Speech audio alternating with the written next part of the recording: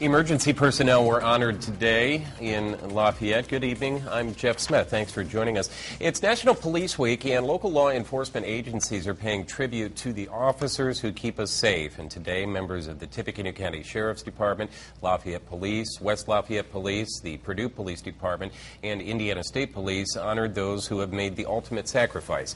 Video journalist Ryan Liggett takes us there in today's top story. Ready!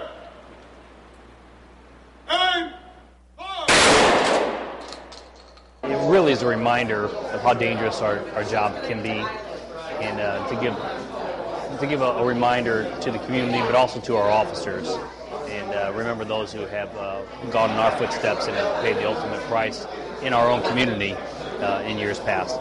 Someone in blue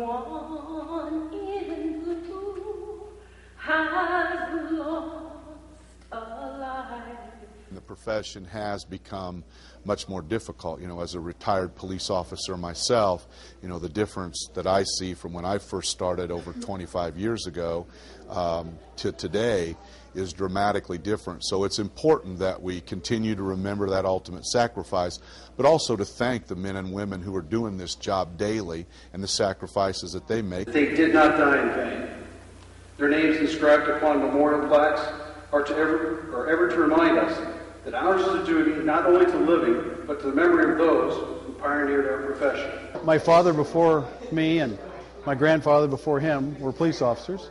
My brother's a police officer, and many of my family members are police officers. And so, yeah, I've known that I wanted to be a police officer since I was probably 13, 14 years old. Praise to those who've lost their life.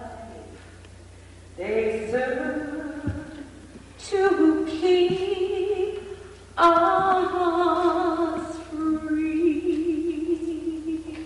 Most folks have no idea what police officers go through.